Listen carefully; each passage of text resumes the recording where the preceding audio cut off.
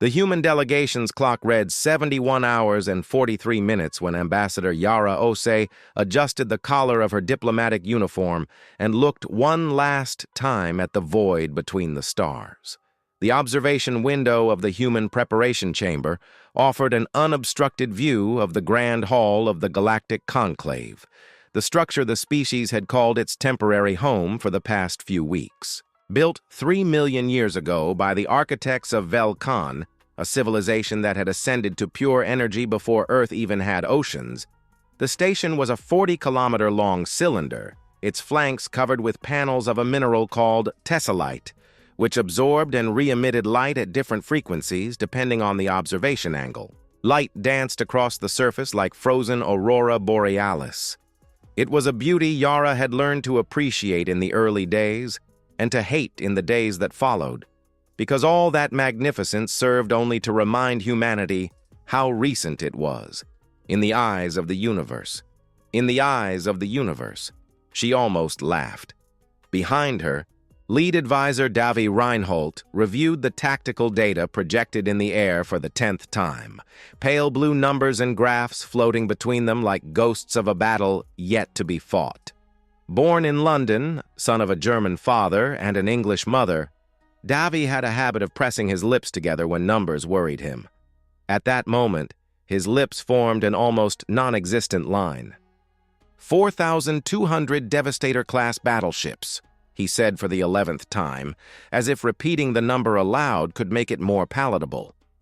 Plus 73 support stations, 4th-generation neutron weaponry, regenerative force fields, and raid troops with a minimum of 80 years of per capita training. Davi. Yara's voice was gentle but firm. I'm just reviewing. You're ruminating. Stop. He closed the projection with a gesture. The chamber grew darker, now dependent only on the cold light coming through the window. Yara turned to face him. He was a 42-year-old man with eyes that carried the fatigue of someone who had slept poorly for weeks. But there was something behind that fatigue that wasn't defeat. It was calculation. They truly believe we will yield, she said. Everyone out there believes it. Davy approached the window, standing beside her. In the grand hall visible in the distance, it was possible to distinguish the silhouettes of ships from at least 40 different species anchored in the outer docks. The Thraven openly say it's a matter of dignity, that we would rather negotiate than be swept off the map. The Orath-Cian have placed bets, formal bets, recorded in the station's diplomatic exchange ledger. 62% of the chips say we capitulate in the next 48 hours, and the other 38%. They think we capitulate before that. Yara gave a short, dry laugh, which lacked enough humor to be called a chuckle, but had enough dignity not to be called a cry. It was the kind of laugh that emerges when a situation is so absurd that the human body isn't sure which emotional protocol to activate. What the 212 civilizations present at the conclave saw was exactly what humanity had worked for centuries to make them see. A young species, too ambitious for its own good, which had ventured into space only 104 years ago with first-generation warp drives that any Kethvar engineer would describe as charmingly primitive. A civilization that had established colonies in 3 systems and a fleet of 400 ships, most of which were explorers and freighters with defensive armament. A species that had signed 27 non-aggression treaties because, honestly, that was all it had to offer in exchange for peace. The Thraven Empire had found in this image the perfect opportunity. The 3 human colonial worlds were in the expansion corridor that Emperor Veshkar had designated as Thraven Manifest Destiny territory, a concept so elegantly autocratic in its name that human diplomats had been genuinely impressed by the audacity. The claim was technically based on 200,000-year-old galactic laws that allowed established starfaring peoples to claim systems inhabited by species that had not yet achieved the level of sustained galactic presence, defined as autonomous defense capability of at least 3 systems simultaneously. Humanity, on paper, did not qualify. Yara had requested 72 hours, and the Conclave had granted it, less out of courtesy and more out of entertainment. Ambassador Orath Sin Kiva had even winked his third eye at her as the deadline was confirmed, a gesture that translators had interpreted as performative patience with an inference of inevitability. In less diplomatic language, he had winked at her like one winks at a child who insists on claiming they can move a mountain with their hands. But the clock had started ticking, and that was all that needed to happen. "Has the summer message been transmitted?" Yara asked without looking at Davy. "At 03:14 this morning, photonic pulse pattern, radio frequency in the 7 mm band, variable amplitude modulation." He paused. 300-year-old radio technology. None of the station's monitoring systems even identified it as intentional communication. They classified it as solar system background noise. Good. Primary activation protocols have been confirmed at 17 terrestrial listening posts. The lunar nodes responded within 6 seconds. The Jovian deposits began their pressurization cycle 4 hours ago. Davy paused longer this time. When he spoke again, his voice was different, lower, carrying the specific weight of someone about to say something that still feels unreal, even after years of briefings and classified documents. The Council of Sentinels confirmed positive response in all 8 preservation complexes. All main systems are within reactivation parameters. Yara closed her eyes for 3 full seconds. When she opened them, there was something different in them. It wasn't relief. It was something older than relief, a feeling for which most modern human languages didn't have a precise word, but which the Council's records called rekindling, the moment when an ember that seemed dead for too long finally casts light again. 800,000 years, she murmured. 800,000 years sleeping. Dreaming, Davy corrected her softly. The records say the preservation systems maintained minimal processing cycles. The word the founders used was dreaming. Yara nodded. She turned from the window and walked toward the central table of the chamber, where a single object rested on the polished surface. A piece carved from a bluish-black mineral that had no name in any modern mineralogical catalog, the size of a clenched fist, with a surface that captured light and held it, as if absorbing it. It was the Vigil record, the only physical piece the Council of Sentinels had authorized to leave the sealed deposits, and only for this moment. She picked it up with both hands. It was warm. It always was warm, regardless of the chamber's temperature. "Davy," she said, and the formality in her tone was enough for him to approach and stand beside her, at attention without needing to be asked. "When we enter the Grand Hall tomorrow, you will stand 3 steps behind and to my left." "I always do. This time it will be different." She carefully placed the Vigil record back on the table with deliberate care. "This time, when they look at us, they will see something different from what they are used to seeing." "What?" Yara looked at him for a long moment. Then she looked at the Vigil record, then at the window, at the cold, magnetic beauty of the station, built by hands that had ceased to exist 3 million years ago. "They will see what has always been here," she said. "Only this time, we won't bother to hide it." Davy was quiet for a moment. Then, for the first time in weeks, something close to a smile appeared at the corner of his mouth. "The Thraven will apologize," he said, "or they will pretend there was never a threat. Probably both in that order." "And the other 211 civilizations?" Yara walked toward the chamber door, stopping with her hand on the opening panel.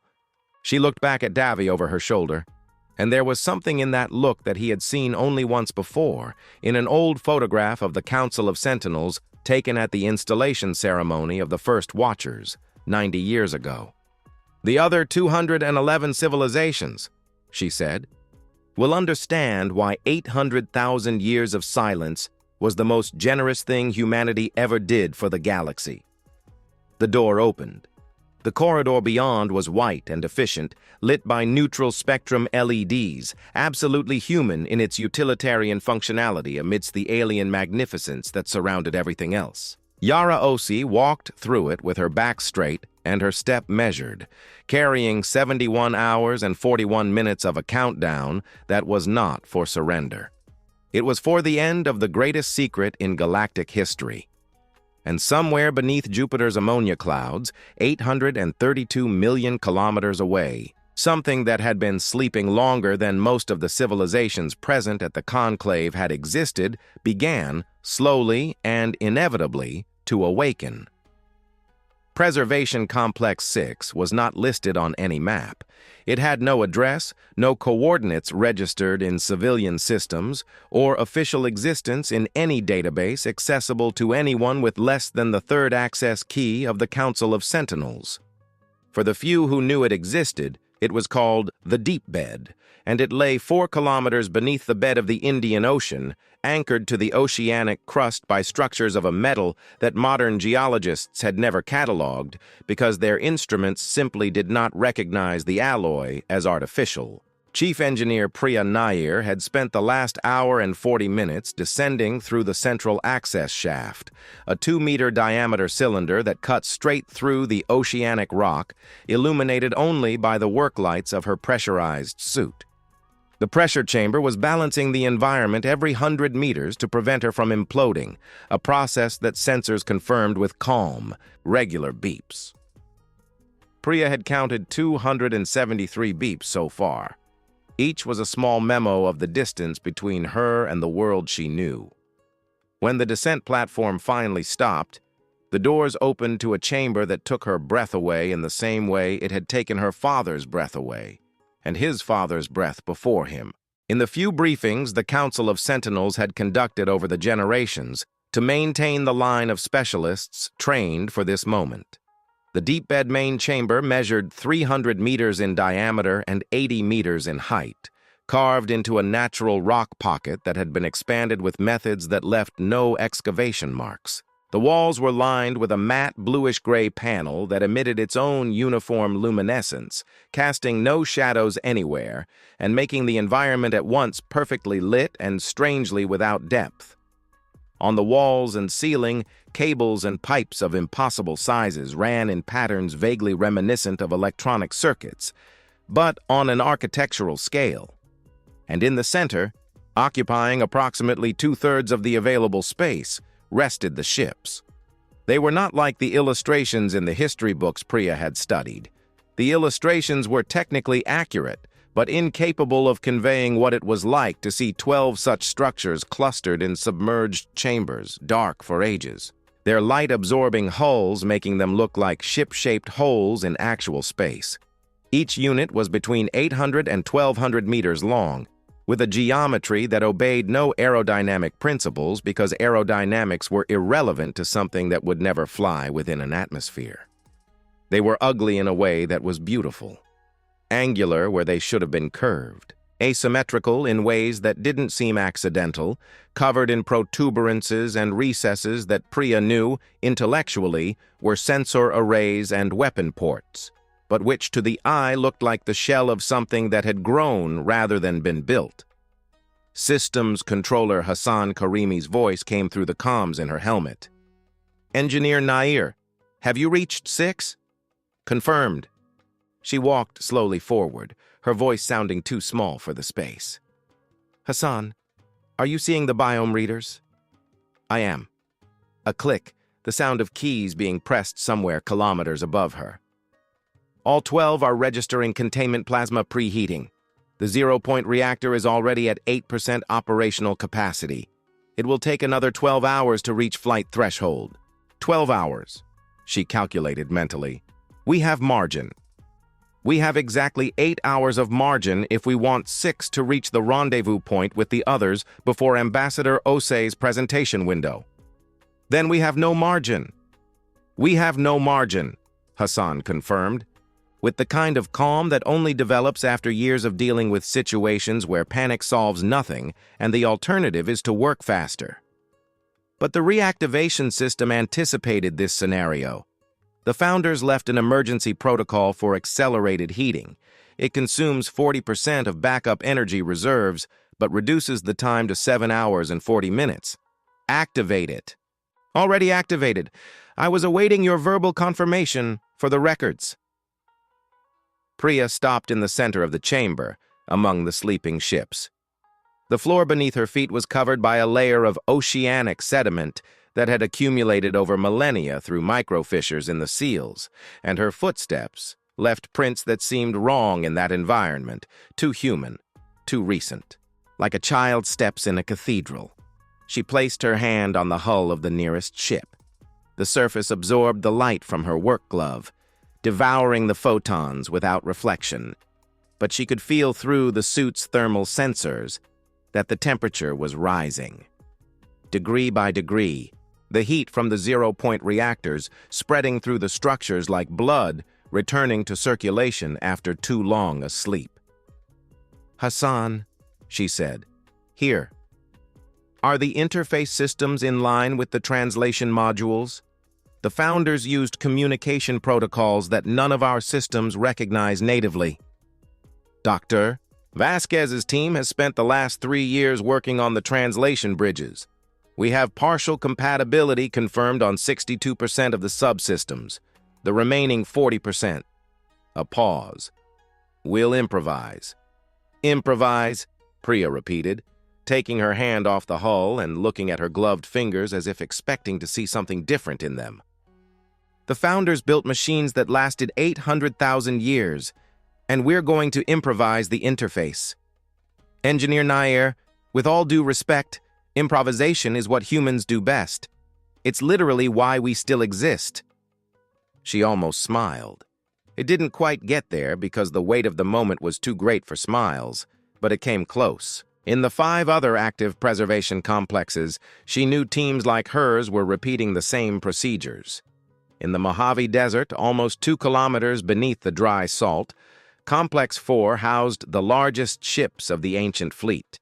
Those called in the records Vigil class, 4-kilometer-long structures whose primary function was not offensive, but testimonial. Ships built to record and document. Complex 2, nestled under the ice of Antarctica, contained the long-range reconnaissance ships. Complex 7, the newest of the deposits, hastily built in the last centuries of the Great Regression, was buried beneath the Tasman Sea and housed the intergalactic range communication systems that the founders had called the Chorus.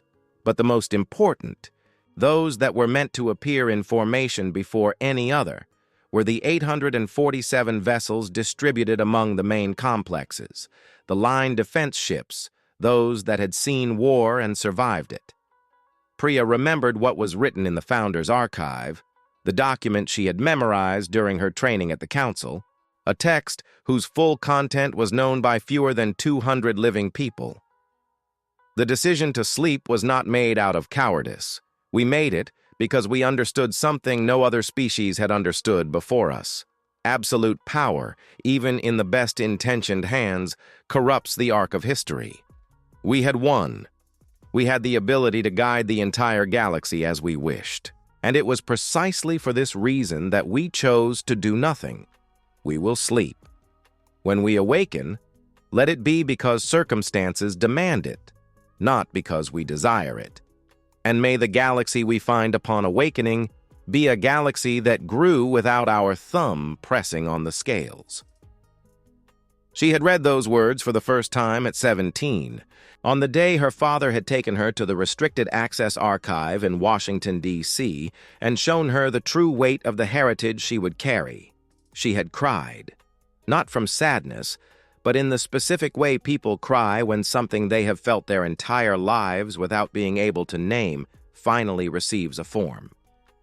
The comms beeped. "Engineer Nair." The voice was new, female, slightly different in sound quality, as if coming from a greater distance. "This is Commander Ilara Vo from Complex 3. We have a problem." Priya straightened her posture. "Speak." "External sensors at 3 have picked up subsonic emissions in the 18 Hz range. Someone on the surface is conducting seismic surveys in the region. non-governmental by the emission pattern.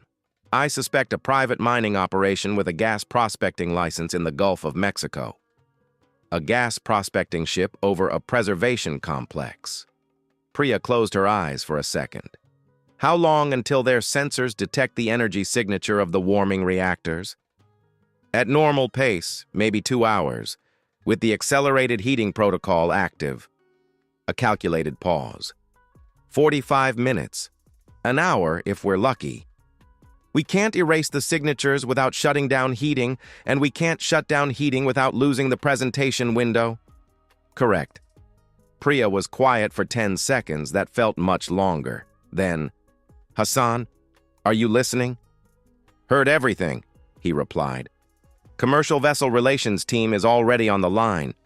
We can have a Navy gunboat on site in 22 minutes with authorization for route diversion under an undisclosed naval exercise protocol. We don't need to explain anything. 22 minutes? Commander Vo said.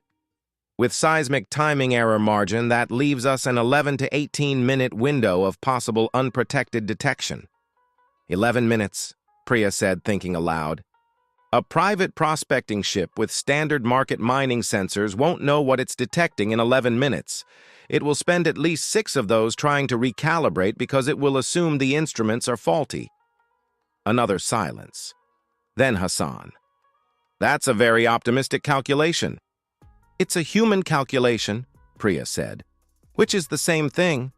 She looked again at the ships around her, their reactors warming slowly, patiently, like lungs filling after a very long dive. Continue the protocol, keep the gunboat en route, and pray that the sonar operator on that ship is the type of person who assumes their equipment is broken before assuming they've found something impossible. From my experience with field equipment, Hassan said, that's a safe bet. Priya let out the air she had been holding. She began to walk the perimeter of the chamber, checking status panels she could barely read, but whose colors changed from gray to blue as the systems sequentially awakened. Blue was good. Gray was dormant. Red would be trouble. So far, only blue. 800,000 years, she murmured to herself, repeating Ambassador Osi's words without knowing she was doing so. But then she added her own. Now is not the time to fail.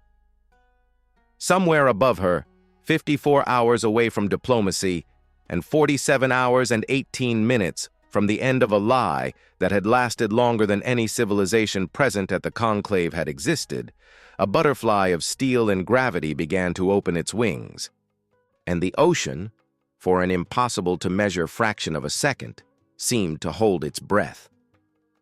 The Grand Hall of the Galactic Conclave had the capacity to simultaneously accommodate representations from 380 species with space for their individual atmospheric needs, customized gravitational fields, and specific life support systems. It was a marvel of engineering that had been expanded 42 times throughout its 3-million-year history.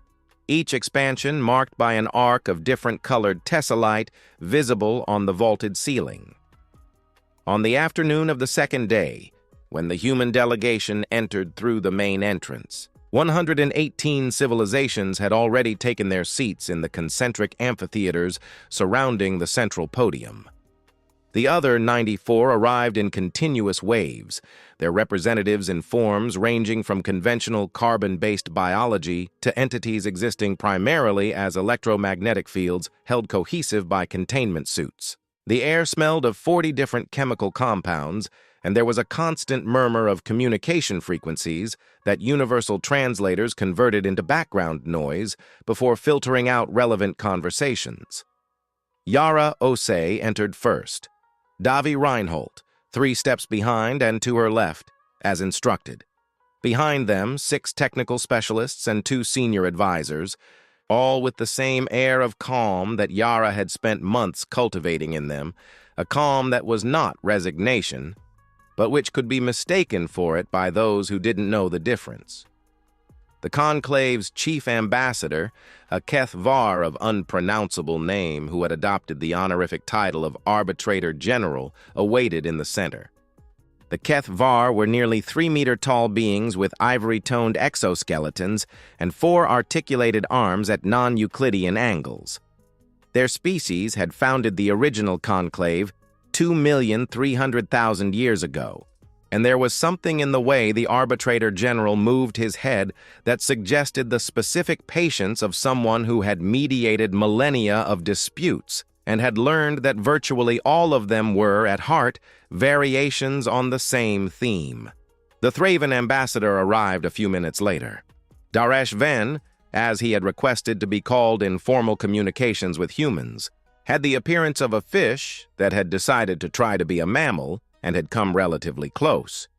His skin was scaly in deep blue tones, and his eyes, 2 large amber discs, did not blink at any frequency humans could track. He walked to his podium with the mechanical precision of someone who knows they are being watched and believes that observation favors them. "Human delegation," said the arbitrator general, his voice reaching the ears of everyone in the hall already translated by the central system, a jumble of audio frequencies harmonized into comprehensible sound for 212 different species simultaneously. The requested 72-hour deadline is nearing its end. At 14-hour Galactic Standard Time of this station, you indicated you would have a formal response to the Thraven territorial claim. You may present it now. Yara walked to the central podium. The podium was a circular platform 2 meters in diameter that rose slightly above floor level, positioned in the absolute center of the hall so that any representative in any amphitheater could see the speaker without obstruction. It was the place where great decisions had been announced, where wars had been declared and ended, where species had pleaded for help, and where verdicts that changed the map of the galaxy had been pronounced. Yara stood in its center and looked around before speaking. It was not a gesture of nervousness. It was deliberate. A slow 360-degree turn, eyes meeting as many alien faces as possible, each for a fraction of a second, enough for them to feel they were being seen back. "Arbitrator General," she said, and her voice in the translation system came out clear and without the frequency variation that many species associated with hesitation. "Delegation of the Thraven Empire, representatives of the 212 member civilizations of the Galactic Conclave." A calculated pause of 17 seconds, the exact time human diplomatic protocol had determined as ideal for creating weight without creating anxiety. Humanity formally and entirely rejects the Thraven territorial claim over the Kepler 442, Proxima Centauri, and Ross 128 systems. The murmur that swept through the hall had texture. There was incredulity in it, the specific quality of sound that arises when an audience hears something that confirms what they expected, but with a firmness they did not expect. Daresh Ven adjusted his position on his podium. "Is the human delegation aware that this rejection, without an alternative agreement or demonstrated autonomous defense capability as defined by Article 7 of the Galactic Code of Sovereignty, constitutes a violation subject to immediate military action?" "The human delegation is aware," Yara said, "and yet maintains the rejection?" "Still maintains." Daresh Ven made a gesture with his second left arm that translators identified as performative approval, with implicit content of condescension. "Then we register that humanity has chosen the path." He paused, and even without the capacity for micro-expressions that humans use to identify sarcasm, there was something in the rhythm of his speech that clearly communicated it: the courageous path. "We would like to invite all delegations present," Yara said, ignoring the comment with an elegance that Davi, 3 steps behind, recognized as rehearsed during dozens of hours of preparation, "to direct their external sensor systems to the coordinates of Earth's solar system. Specifically, we ask for attention to Jupiter's orbital regions, the Kuiper Belt, and the deep ocean coordinates of planet Earth." There was something in this request that was unusual enough to generate a second wave of murmurs, different from the first. The first had been the sound of the expected. The second was the sound of the unexpected. The arbitrator general raised two of his four arms in a gesture of consultation. Is the human delegation requesting a live observation window from the conclave's collective sensors? We are. This is an unusual procedure. We understand.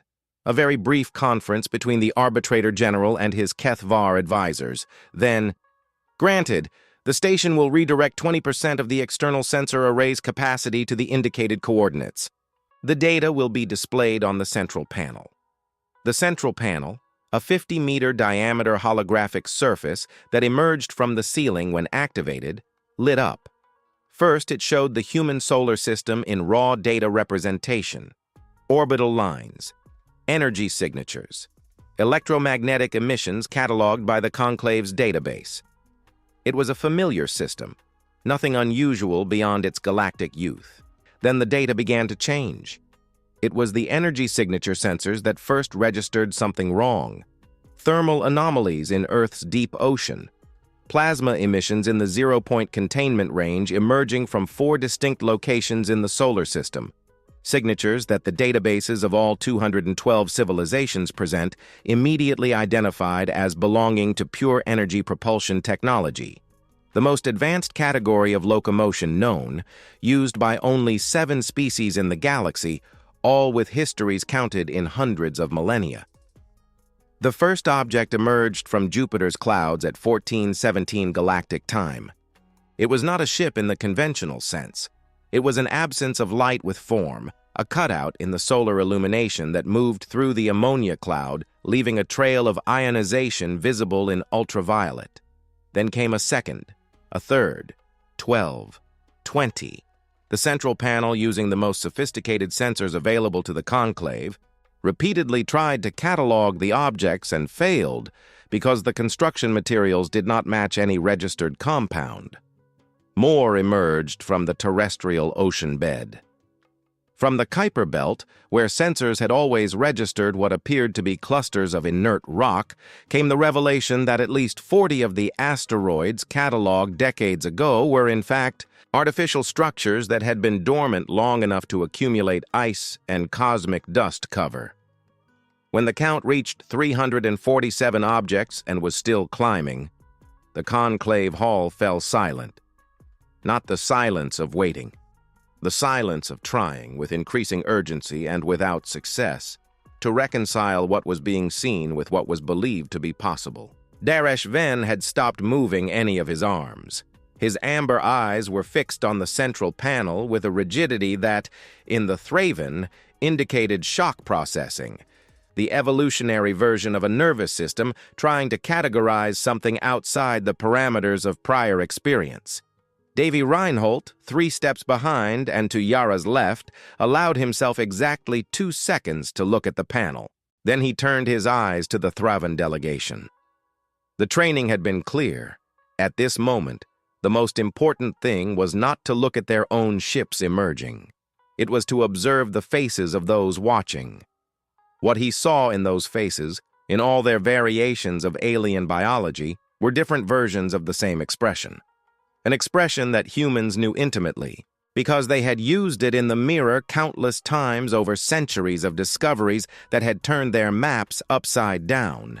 It was the face of someone who had just discovered that the world was much larger than they had presumed. The count on the central panel reached 847. And then it stopped. Yara Ose waited another 15 seconds of absolute silence before speaking again. When she did, her voice was perfectly controlled, without audible triumph, without arrogance, just the clarity of someone who was about to tell a story that had been waiting to be told for a very long time.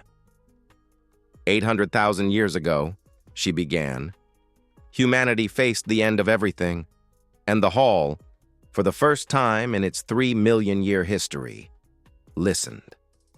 The story Yara Ose told in that hall was not the one the galaxy had created for humanity. It was not of a young species that had discovered space a century ago and had launched into it with the optimistic recklessness of those who do not yet know what the universe can do to civilizations that do not pay attention. It was an entirely different story. It began 840,000 years ago, when humanity had been exactly what it now claimed to be in terms of galactic position, a species that had discovered space relatively recently and had begun to find its neighbors. The difference was that, in that remote era, the galaxy had been denser in complex life, with hundreds of civilizations flourishing at a pace of development that would retrospectively be called the era of parallel growth. Then long-range sensors began to register anomalies at the outer edge. The void entity had no name of its own because it did not communicate, did not negotiate, and did not recognize the concept of an interlocutor. It had emerged from intergalactic space, with the inevitability of a physical phenomenon, consuming star systems at the galaxy's edge with a methodology that early observers described as efficient, a word that had taken on connotations of terror in subsequent generations. It did not destroy planets, it absorbed them, it did not extinguish stars.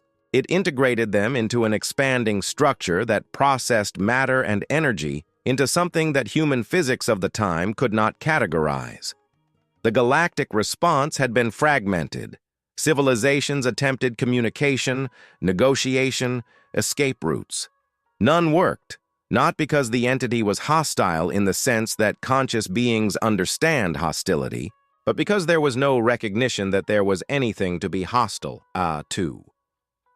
For the entity, the galaxy was substrate, not habitation. Humanity had entered the conflict late, after having already lost 2 colonies near the edge and watched 6 other civilizations be silenced at intervals that seemed timed. What the founders had brought to this war was not superior firepower, not initially. It was a characteristic that galactic historians of the period, in the records that had survived, described with a word that modern translators had difficulty converting accurately, but which approximated the concept of systematized stubbornness. Humanity had lost colonies, ships, and in 2 cases, entire solar systems. It had retreated, reorganized, and struck back. It had lost again, retreated again, studied the data, iterated, and tried again. Over 40,000 years, it had developed technologies that began as improvised solutions to specific war problems and gradually became, through tireless cycles of trial and error, the basis of an arsenal that was finally capable of something no other species had achieved, causing measurable damage to the entity.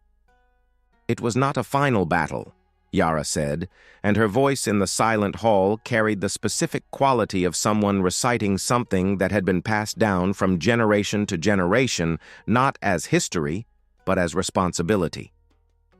It was a 40,000-year process of attrition. The void entity had, as far as our founders could determine, a regeneration cycle. We would damage regions of its structure and it would reconstitute them. But reconstitution took time, and while it reconstituted in one point, we attacked in another. The founders called this strategy perpetual drainage. The terminology had given the arbitrator general a noticeable pause. Perpetual drainage was a concept that advanced civilizations intuitively recognized as viable against adversaries with regenerative capacity. But executing such a strategy for 40,000 years required something beyond technology. How did your species maintain strategic cohesion for 40,000 years? Asked the Orath Sin Kiva representative, his voice containing something that translators identified as genuine perplexity rather than his usual paternalism. Civilizations with individual lifespans of 100 to 200 years typically undergo complete cultural fragmentation in 2 or 3 millennia. We went through several, Yara admitted. 14 documented institutional fragmentations, 32 periods of internal war, 3 moments where it seemed we would abandon the effort completely. She paused. But each time we reached the point of collapse, someone remembered what was left of the edge. Someone showed others what the silence where there had been life looked like, and we started over. There was something in the hall that had changed. The quality of the silence was different. At first, it was the silence of shock, of mathematical recalculation and surprise. Now it was the silence of something closer to genuine listening. The victory, Yara continued, was incomplete and devastating. We did not eliminate the entity. We contained it. We developed an energy barrier at the galaxy's outer edge using 43 star systems as anchoring points. The barrier was not permanent. The founders always knew that. It was a time-limited seal. Calculations indicated it would last between 600,000 and 1 million years before the entity's pressure eroded it enough for passage to be possible again. A new murmur ran through the hall, different from the previous ones. This one had frequencies of alarm in it. The cost, Yara said, was as follows: 23 galactic civilizations extinct, 1/3 of the galaxy's outer edge irreversibly consumed, and humanity with a fleet and an arsenal of proportions that the founders recognized as incompatible with the galaxy they wanted to survive. She let that land.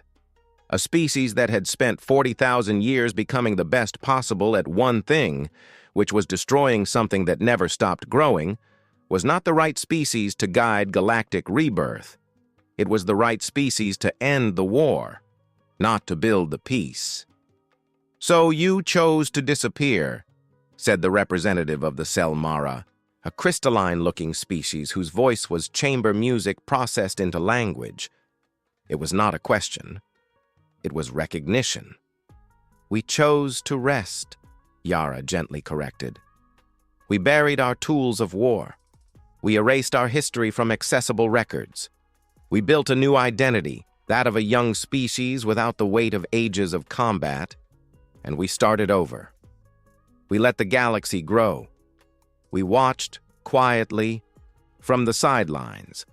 We celebrated each new civilization that discovered the stars, each treaty signed, each war avoided by diplomacy. And the barrier?" The question came from Daresh Ven, and the quality of his voice had changed. The veneer of condescension had completely disappeared. In its place was something that translators categorized as high-urgency strategic attention. "The barrier is eroding," Yara said. "Our long-range sensors, which were never truly deactivated, merely redirected to pass unnoticed, detected the first anomalies 17 years ago. The acceleration of the erosion process in the last 3 weeks was the factor that precipitated this revelation." At this moment, she looked directly at Daresh Ven.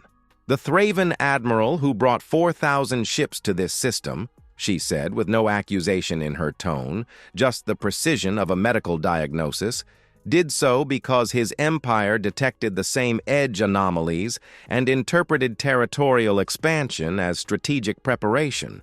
The logic was correct. The premise about who needed protection was wrong." The silence that followed was different from all previous ones. It was the silence of 212 civilizations simultaneously recalculating not only their position on the board, but the size of the board itself. The arbitrator general spoke at last, and there was something in his voice that Davi, from his spot 3 steps back, recognized as the Keth Var equivalent of carefully managed astonishment. "Humanity is asserting that the void entity documented in the archives of the extinct is returning. Humanity is asserting," Yara said, "that the Sentinel has awakened because the galaxy will need it again, and that this time we will not hold the line alone." And on the central panel, the 847 ships hovering motionless at the solar system's coordinates awaited, patient like those who have learned that patience is just another form of preparation. Admiral Roveth Dakar had commanded the Thraven expansion fleet for 42 years of active service and had made combat decisions that historians of his people would describe as clinically precise. He had maneuvered squadrons of 400 ships in patterns that other admirals spent decades trying to replicate in simulations. He had won 3 border conflicts with minimal losses. He had been cited in the Thraven Empire's strategy archives 79 times. None of these precedents had prepared Roveth for the moment his command bridge fell absolutely silent as the flagship's sensor analysts confirmed, one by one, the objects emerging from human coordinates on the central panel. He was aboard the Supreme Devastator, his flagship, anchored a safe distance from the Conclave station. The live transmission of the session arrived with a 2.5-second delay due to distance. This delay meant that he received each revelation 5 seconds behind what the representatives in the hall were experiencing, which meant that when the object count reached 300, he was still trying to find an alternative explanation for the first 100. When it reached 847 and stopped, Chief Analyst Yevethal turned from her station with a face bearing the specific expression of someone who had checked their data 3 times because they didn't like the result, and the data remained the same result. "Admiral," she said, with the precision of one who chooses each word as if disassembling an unstable device. "The construction materials of these ships do not correspond to any alloy cataloged in any known galaxy database. The energy field signatures are zero-point technology, but of a variant that our classifications place as emerging level in terms of sophistication, which is the category our database uses for technologies we had not yet confirmed as physically possible." "Physically possible," Roveth repeated. "Yes, Admiral." "They exist on the sensor panel." "Yes, Admiral." "Then they are physically possible." "Our taxonomy will need to be revised," Yevethal admitted. Roveth stood in front of the visualization panel for 3 minutes without speaking. His crew, trained to interpret his silence as active processing, did not interrupt him. He looked at the 847 forms hovering in human space, and looked at them not just as data, but as the central problem of an equation that had been wrong from the beginning. He had arrived in this system with 4,200 ships because the Thravan Strategic Council had identified the human worlds as the natural next step in imperial expansion. Humanity had not protested firmly enough when other species were incorporated into the empire. The non-aggression treaties it had signed with dozens of civilizations seemed to confirm that its diplomacy was a survival tool for those without real combat capability. Its 400 ships were the kind of fleet a minor power maintained for border patrols and convoy escorts. Every premise had been wrong. And the question that now occupied the center of Roveth's strategic processing was not, "Can I defeat these 847 ships?" The answer to that question was no, and it was a no of proportions that did not require refined tactical analysis. The question was another, more interesting, and with a more uncertain answer. What does a civilization with the capacity to build 847 ships of emerging technology and hide all of it for 800,000 years do with a civilization that has just been caught attempting a bad faith territorial expansion? He had crossed the galaxy to claim 3 worlds from a species that had contained the void entity for 40,000 years. The data arrived via transmission while he was still processing. The outer edge coordinates. The Thravan's own long-range sensors had registered the anomalies 3 weeks ago, anomalies that the Strategic Council had classified as edge plasma phenomena, beta category, low monitoring priority. The same anomalies. Roveth turned to Sub-Admiral Keshpar, who awaited 2 steps behind with the posture of someone who had already realized the day had changed in nature, but awaited confirmation before adjusting protocol.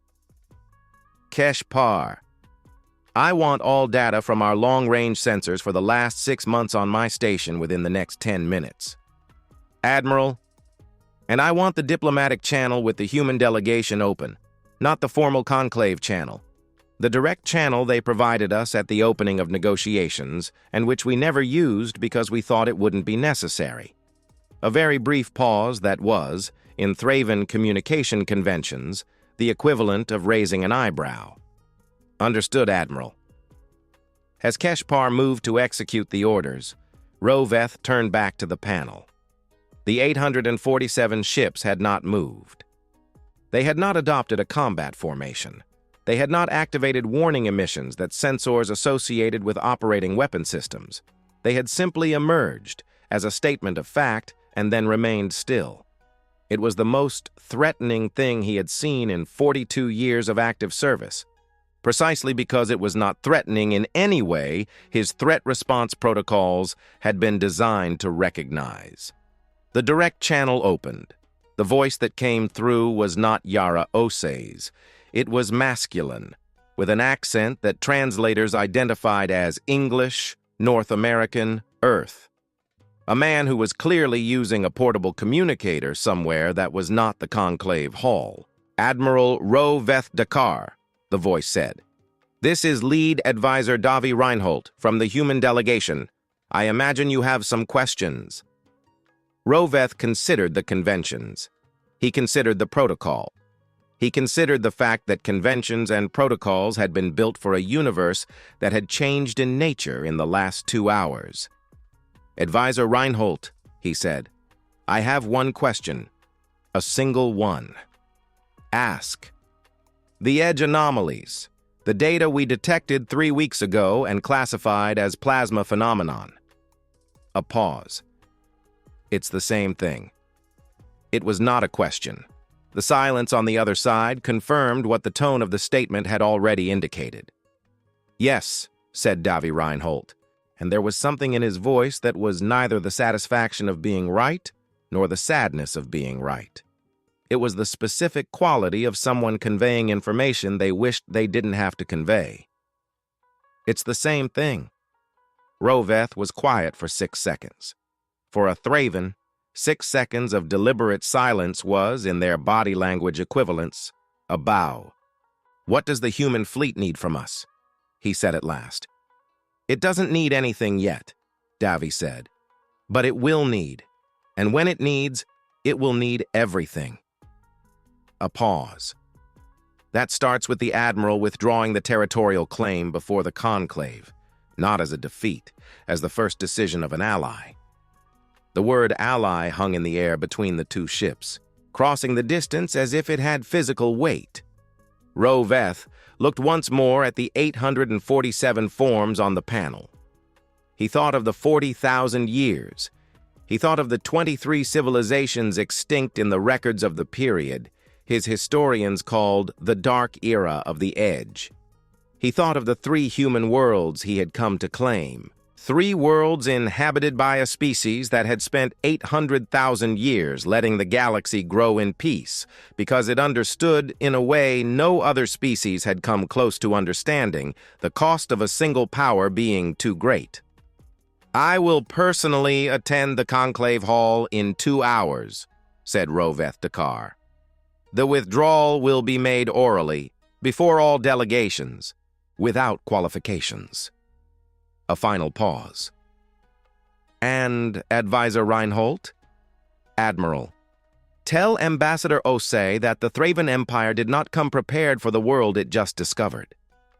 The voice had something that translators hesitated before categorizing, finally settling on strategic humility. But we came prepared to learn. The channel closed. Keshpar waited a moment before approaching. Admiral. The long-range sensor data has arrived. Shall I project it? Project it. The screen filled with erosion curves and intergalactic pressure patterns that Roveth did not need specialists to interpret. He had spent his entire life reading conflict charts. He knew what the chart of something approaching looked like. How long? He asked. Yevathal, on the other side of the bridge, answered without hesitation. If erosion continues at the current rate, the barrier will reach critical failure between 80 and 120 years. 80 years. For civilizations with an average lifespan of 200, it was a generation. For some of the longest-lived species in the Conclave, it was an afternoon. Then we have work to do, Roveth said, and he turned to give the orders that would prepare the Thraven fleet for what would almost certainly be the strangest alliance the Empire had formed in its 12,000 years of history. A partnership with the species it had just realized was, by far, the oldest in the room. There was a tradition in the Council of Sentinels that no history book mentioned, because no history book knew of its existence. Every time a new Watcher was initiated, in any of the secret installations scattered throughout the solar system, a moment was set aside at the end of the ceremony. No speech, no formal oath. Just the new watcher, alone, before a window or observation panel. And 5 minutes of silence to look wherever the star was. Chief Engineer Preya Nair was not technically a watcher. She was a propulsion systems engineer, a zero-point technology specialist, daughter of a tradition of engineers who had spent 3 generations silently maintaining dormant systems. But as Roveth Dakar's Supreme Devastator took a cooperative anchoring position 15,000 kilometers from the Conclave station, and as the first groups of Thravan technical specialists were shuttled for an inaugural briefing that would redefine what the word defense meant for a third of the galaxy, Priya stood in the deep-bed main chamber of Complex 6 and looked at the ships. The 12 deep-bed ships had received active standby authorization. Their reactors operated at 43% operational capacity, ready for departure in 19 minutes upon signal. Their weapon systems remained in passive mode, not because they were incapable of rapid activation, but because Ambassador Osei had been explicit in the protocols. No human offensive system would be demonstrated or activated in a diplomatic environment without direct necessity. The difference between power and threat was the difference between an ally and an occupier. The complex was warm now. The luminescence of the walls had intensified from a pale blue to a medium blue, the color that the Founder's operation manuals associated with a state of wakefulness, different from the deep blue that indicated combat readiness and different from the gray of millennial sleep. It was a color Priya had not seen before in her direct experience, and only recognized from briefing photographs, but which she immediately felt was correct, like the difference between seeing the color of a sunset described in text and finally being present as it happened. Her comms beeped. Hassan Karimi, from the surface team. Priya, we have a development. Good or concerning? Both, probably, depending on how you interpret the next 5 minutes. The background noise behind his voice had changed. No longer the controlled environment of the monitoring center. There was the whisper of processed atmosphere and the specific timbre of large space acoustics. I'm at Complex 4. Do you know what the Vigil-class ships do besides record? Priya knew the Vigils from the manuals. Long-range communication. Intergalactic range. Beyond intergalactic range, Hassan corrected. One of the systems that automatically reactivated when 4 reached operational capacity was not in the activation protocols we had cataloged. Dr. Vasquez is here and she identified the system. Priya, the Founders left beacons. She stood motionless. Beacons. 23 beacons positioned along the outer barrier, functioning as a passive monitoring system since they were installed. They continuously retransmitted erosion data for 800,000 years to the Vigil-class ships, which, until yesterday, were in too deep a sleep to process them. A pause. But now that they are awake, they are processing. And Dr. Vasquez has spent the last hour analyzing the data. And the erosion is not accelerating due to natural deterioration of the field. It is accelerating because there is pressure applied from the other side. Priya felt the air in the pressurized chamber suddenly seem colder than the sensors indicated. Applied pressure means intent, Hassan said. It means the void entity is not simply existing on the other side of the barrier waiting for it to fall. It is pushing. She was quiet for a moment, long enough for Hassan to ask if communication had dropped. I'm still here, she said. How long before this changes the window calculation? Dr. Vasquez says that with consistent intentional pressure applied, the window changes from 80 to 120 years to 48 to 65 years. 48 years. It was a generation shorter. It was the time it took a human being to go from childhood to middle age. It was, on the scale of civilizations, an urgent deadline. Ambassador Osei needs to know, Priya said. She already knows. I sent it to Davi Reinhold 3 minutes ago, but that's not what I want you to know. Another pause. this one of a different, more careful nature. Priya, the founder's monitoring beacons, had a second integrated system, a response system. If erosion reaches a specific threshold before the barrier completely fails, the beacons can emit a signal. What kind of signal? The founders called it the warning, Hassan said, a signal on frequencies that the entity can perceive, designed to communicate on the only frequencies where the entity demonstrated a response during the war, a single concept. What concept? The records use the word in one of the founders' ancient languages, from 800,000 years ago, which is difficult to translate precisely. A final pause. The closest translation is, "We are still here." Priya stood looking at the ships, at the medium blue of the walls, at the cables and pipes that carried energy from reactors that had slept for an eternity and now hummed softly with renewed life. "We are still here."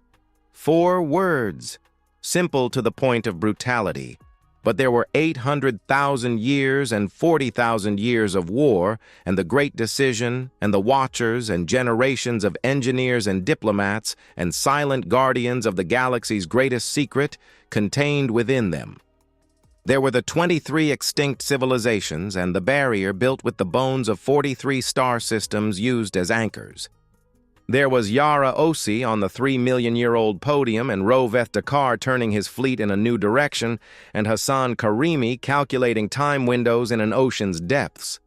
There was the specific quality of a species that had learned, at incalculable cost, the difference between power and responsibility, and that had chosen responsibility even when no one was looking, especially when no one was looking. "Hassan," she said, "here. Prepare the beacon calibration protocol. I want to know how quickly we can activate the warning if we need to." "Already on it." Priya nodded to herself. Then she looked once more at the ships, those impossible and ugly and perfect structures that had waited longer than most civilizations had existed, and felt something she only identified after a moment. It was pride, but not the pride of victory. It was the pride of continuity, the feeling of being a link in a chain that had been forged long ago and had not yet broken. At the Conclave Station, a 2-hour journey away, Yara Ose sat in a smaller meeting room that had been ceded to the human delegation at the request of the Arbitrator General, who had sent along with the room a brief message that simply said there were matters that needed to be discussed outside the format of the Grand Hall. The room was filled with representatives from 17 civilizations, including 2 Keth-Var advisors, the complete Selmara delegation, 3 Orath Sin representatives who had arrived unannounced, and a single Thravan ambassador who was not Daresh Ven, sent by Roveth Dakar with a handwritten message on physical paper, a gesture that translators confirmed as the highest sign of formal respect in Thravan tradition. Davi Reinhold had the translated message on his communicator screen. He read it to Yara in a low voice while the others present awaited. Ambassador Osei, the Thravan Empire spent 12,000 years building a galaxy that obeyed its rules. Today I learned that there is an older galaxy that does not know these rules and that survived precisely because it did not know them. I do not have enough wisdom to understand what this means for our empire. But I have enough wisdom to know that I need teachers.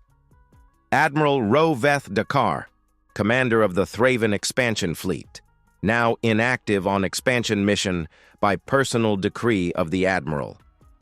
Yara looked at the table for a moment. Then she looked at the 17 representatives from 17 civilizations who had gathered voluntarily without formal invitation. Because when the greatest secret of the galaxy is revealed in the oldest hall of the known universe, those who pay attention move fast. "Then let's begin," she said. "We have between 48 and 65 years to prepare the galaxy for what is coming. There is much to learn and much to teach." She paused. "And this time, no one will face it alone." In Complex 6, Priya Nair finally activated the communication system that had been on standby while she processed the beacon data. The frequency she selected, was not that of the engineering teams. It was the direct line to the Conclave station, to the channel Davy Reinhold had opened with the Thraven. There was one thing that needed to be checked, a technical detail that none of the briefings had covered because none of the briefings had anticipated the situation reaching this point with this speed. "Advisor Reinhold," she said when the channel connected, "I need authorization to begin testing the Vigil-class communication systems. Specifically, I want to verify if the translation interfaces Dr. Vasquez developed can operate within the frequency parameters of the external beacons." Davy's response came quickly. "Authorized. What are you planning?" "I'm planning to ensure that when we need to say we are still here, the message gets through clearly." A pause. Without ambiguity. Without room for misinterpretation.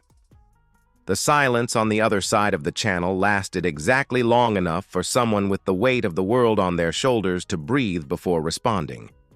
"That's the human way," said Davy Reinhold. And there was in that sentence, spoken by a tired man in a room full of aliens, learning to trust their elder species, something that was not just pride or relief, or the specific satisfaction of a secret finally released. It was the exact texture of a civilization that had waited 800,000 years for this moment, and that, now that it had arrived, had no intention of wasting it. The Sentinel had awakened, and the galaxy this time would not be alone in the darkness. End of story. If the tenacity of the human crew inspired you, subscribe to the channel for more chronicles from the galactic frontier. In each episode, new civilizations, new challenges, and new stories of why humanity, among all species of the cosmos, still has surprises in store. The galaxy is waiting,